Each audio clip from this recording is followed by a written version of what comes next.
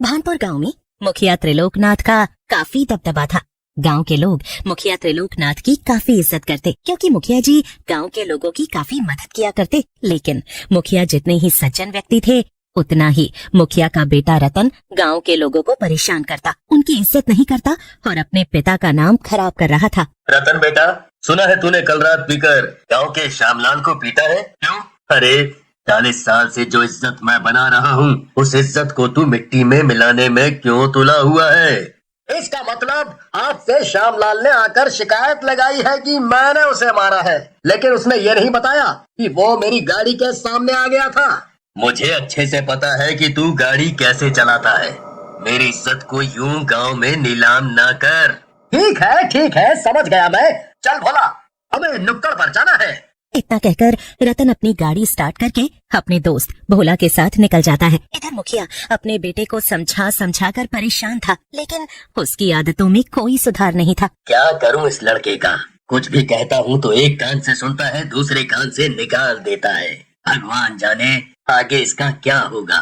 ऐसे ही समय बीत रहा था, सब कुछ अच्छा चल रहा था। गांव के लोग मुखिया को उतना ही प्यार और इज्जत दे रहे थे जितना वो देते आए थे। लेकिन एक रोज रतन देर रात घर नहीं आता और अगली सुबह जब वो घर आता है तो अपनी गाड़ी में अपने दोस्त भोला के साथ एक लड़की को भी बैठाकर घर लाता है। उस वक्त मुखिया गांव वालों की बातें सुन रहे थे। अरे देखो देखो, मुखिया जी के बेटे ने ये किसकी लड़की उठा ली है? यहाँ की तो नहीं लगती, काफी गोरी चिट्टी है। विदेश की लग रही है। लगता है छोटे साहब ने शादी कर ली है इस विदेशी लड़की से। कौन है ये लड़की? किसे लेकर आया है तू? लूना, ये मेरे फादर हैं। जरा इनके पैर छू लो। अरे फुट टच। ये सब क्या तमाशा है? कौन है ये लड़की और क्यों लेकर आया है इसे घर? तुझे लाज शर्म है कि नहीं? पूरी रात घर नहीं था और अभी आया है तो इस लड़की के साथ। अंकल, ये आपकी बहू है। रतन कुछ दिनों पहले ही विदेश से आया है, लेकिन वो विदेश से अकेला नहीं बल्कि लूना भाभी को साथ लेकर आया था। रतन लूना भाभी से प्यार करता था, इसीलिए उसने विदेश में ही लूना के साथ शादी कर ली थी और वो आपके डर से लूना भाभी को शहर में ही इतने दिनों से रख रहा था। गुस्ताख, तुझे पता है ना मैंने तेरा रिश्ता उदय सिंह की बेटी से तय कर रखा है, तो तूने ऐसा करने की हिम्मत कैसे की? मेरी जिंदगी में जो चाहे करूं। आप बोलने वाले कौन होते हैं पिताजी? आप सिर्फ गांव वालों के मसले सुलझाते रहिए। मुझे तो शादी करनी थी। आओ लूना बेबी, ये है हमारा घर। या नाइस हाउस, नाइस बफेलो। मुखिया अपना सर झुकाए गांव वालों की तरफ देख रहा होता है। गांव वाले भी हैरानी से मुखिया को देख रहे होते हैं। अब पूरे गांव में मुखिया के बेटे के बारे में ही चर्चा होने लगती है। हर कोई मुखिया की तारीफ करता और मुखिया के बेटे रतन की बुराइयां। लेकिन समय के साथ मुखिया उस विदेशी बहू को अपना लेते हैं और करीब 6 महीने बाद ही रतन लूना को मारता पीटता उससे काम करवाता। रतन, जरा ढाबे पर जाकर देखा बेटा, आज रामू नहीं आया है। तो मुझे क्यों भेज रहे हो? आपकी बहू है ना, उसे भेजो। लूना, तुम चंदा के साथ ढाबे पर जाओ। नहीं, बहू कहीं नहीं जाएगी। और तुझे शर्म नहीं आती बहू को ढाबे पर भेजते हुए? ढाबे पर गांव के लोग खाना खाने आते हैं और वो ढाबे पर मुखिया की बहू को देखेंगे तो क्या कहेंगे? पिताजी, भूल जाओ कि ये अब आपकी बहू है, क्योंकि इससे तो कुछ आता नहीं और मैं इससे परेशान हो गया हूँ।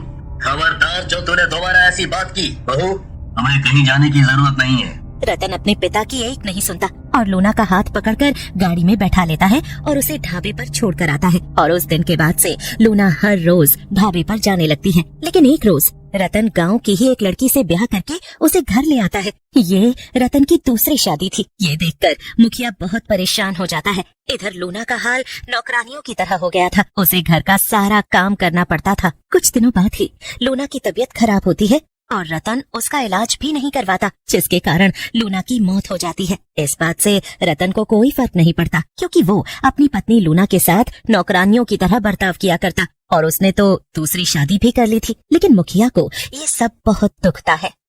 अरे उस बेचारी की जान तो इन लोगों की वजह से ही गई है। जब भी मैं ढाबे पर खाना लेने जाती थी तो वो बेचारी खाना बनाती रहती या फिर बर्तन धोती रहती थी। विदेश से आई इतनी सुंदर लड़की को इन लोगों ने नौकरानी बना दिया। भगवान कभी इन लोगों का भला नहीं करेगा। बेचारी बीमार थी तो उसे दवा तक नहीं दिलवाई। मुखिया वहाँ से सर नीचा करके चला जाता है। क्योंकि वो कुछ बोलने लायक नहीं रहा था। उसके बेटे ने उसका नाम मिट्टी में मिला दिया था। इधर रतन अपनी दूसरी पत्नी के साथ हंसी खुशी अपना जीवन बिता रहा था और इस बात को करीब 1 साल बीत जाता है और रतन को दूसरी पत्नी से एक बेटा होता है। रतन अब काफी सुधर चुका था। जब से उसका बेटा हुआ था वो अपने परिवार पर भी ध्यान देने लगा था और अपने ढाबे पर भी जाने लगा था और मुखिया भी अब इस बात से खुश था कि उसका बेटा सुधर गया है। लेकिन कुछ दिनों बाद मुखिया को पता चलता है कि गांव में एक औरत ने छोटा सा ढाबा खोला है जो लोगों को स्वादिष्ट खाना खिलाती है। अरे क्या खाना था, खाकर तो ऐसा लग रहा था जैसे आत्मा ही तृप्त हो गई है।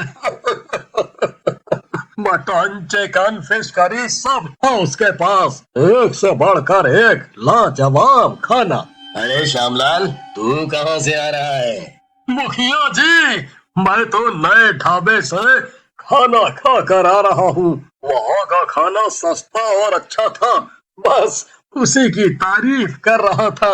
उस औरत को गांव में ढाबा खोले हुए करीब 1 महीना ही हुआ था और इस 1 महीने के बाद गांव में मुर्गियां और बकरियां चोरी होने लगती हैं। गांव वाले अब परेशान होकर अपनी परेशानी मुखिया जी के पास लेकर पहुंचते हैं। मुखिया के कहे अनुसार गांव के लोग पहरा देते हैं, लेकिन फिर भी मुर्गियों की और बकरियों की चोरी बंद नहीं हो रही थी। हर कोई हैरान था कि पहरा देने के बावजूद आखिर बकरी और मुर्गी कौन चुरा रहा है। एक रोज उस औरत के ढाबे पर दुलारी पहुंचती है। बहन, जरा 1 प्लेट चिकन बिरयानी लगा दो, मेरी मुर्गी चोरी हो गई है। उसके वियोग में मेरा मन कर रहा है कि मैं चिकन बिरयानी खाऊं। ठीक है बहन, अभी लगा देती हूँ। इतना कहकर वो औरत चिकन बिरयानी उस औरत के सामने परोस देती है। वो औरत टेंशन के मारे 2 प्लेट बिरयानी खा चुकी थी और तीसरी बार फिर से बिरयानी मंगवाती है। लगता है तुम कुछ ज्यादा ही परेशान हो। तुम्हारी तीसरी प्लेट गर्मा गर्म बिरयानी। हाँ, टेंशन के मारे मुझे भूख लग रही है, बस मन कर रहा है खाती जाऊं और सब कुछ भूल जाऊं। तुम्हारे हाथ के खाने में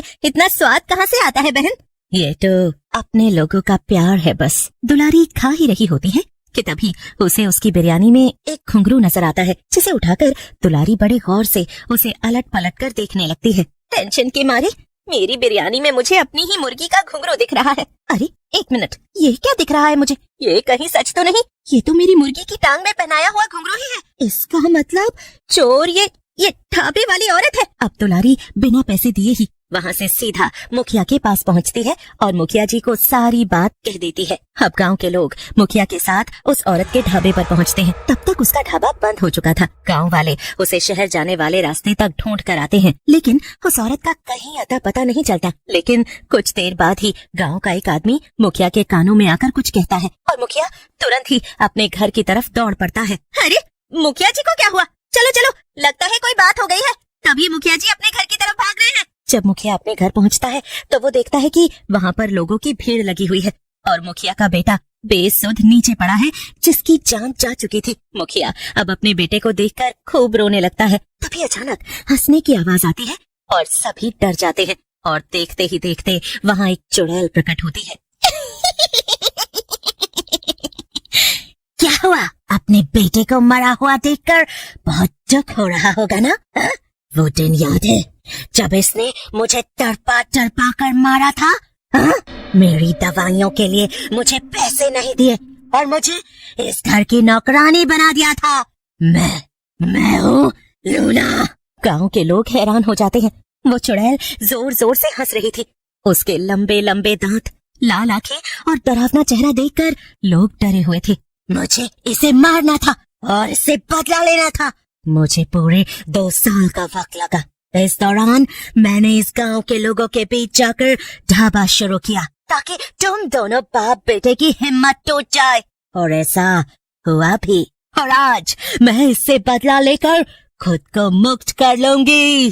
देखते ही देखते वो चुड़ैल अब मुक्ति पा लेती है, लेकिन वो सबके सामने अपने गुनहगार को मौत के घाट उतार जाती है।